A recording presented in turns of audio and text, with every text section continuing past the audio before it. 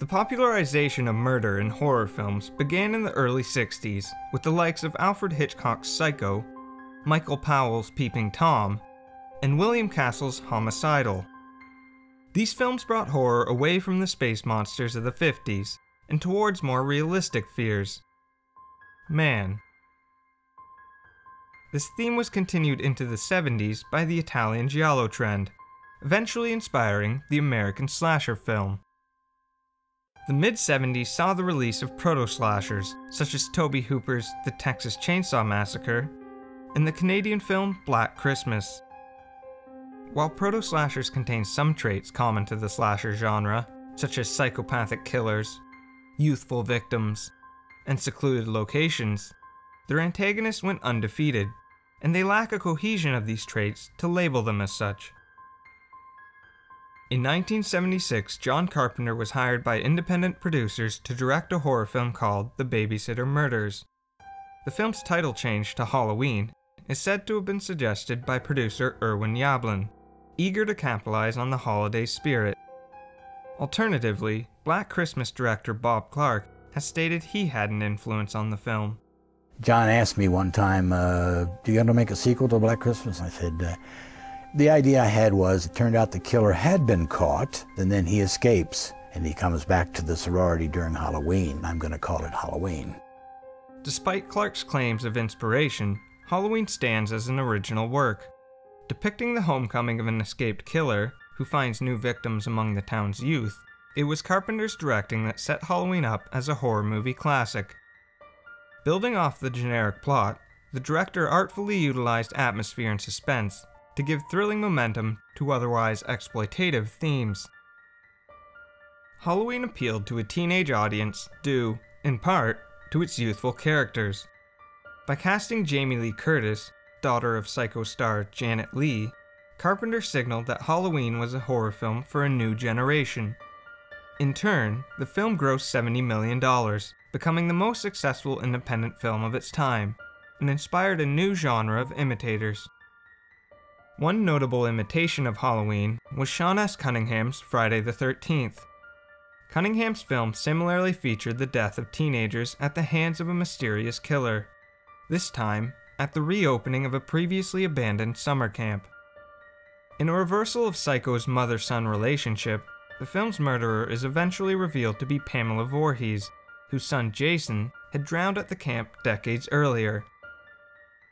Like Halloween and Black Christmas before it, Friday the 13th titled itself after an annual date, a trait that continued in several less notable imitations. Many of these early slashers were made in Canada, which saw a boom in low-budget filmmaking due to tax incentives. Two of these Canadian films, Prom Night and Terror Train, again featured Jamie Lee Curtis, her prolific work in horror giving her the title of Scream Queen. The slasher genre received a much-needed boost of creativity in 1984 with Wes Craven's A Nightmare on Elm Street. The dreamworld interloping of villain Freddy Krueger exemplifies the genre's shift towards the supernatural, later seen in the likes of Child's Play and Leprechaun.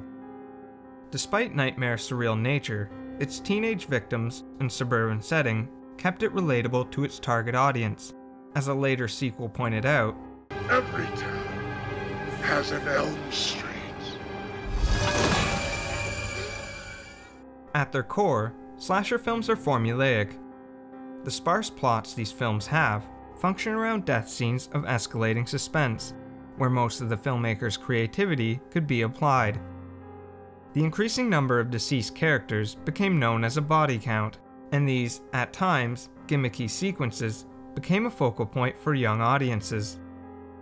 The frequent disposal of characters led to progressively two-dimensional portrayals of nerds, beauty queens, and pranksters, among others, who frequently partook in illicit activities such as drinking alcohol, smoking pot, or premarital sex.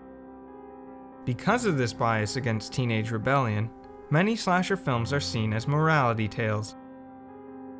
Slasher villains took the form of mass murderers, such as Michael Myers or Jason Voorhees.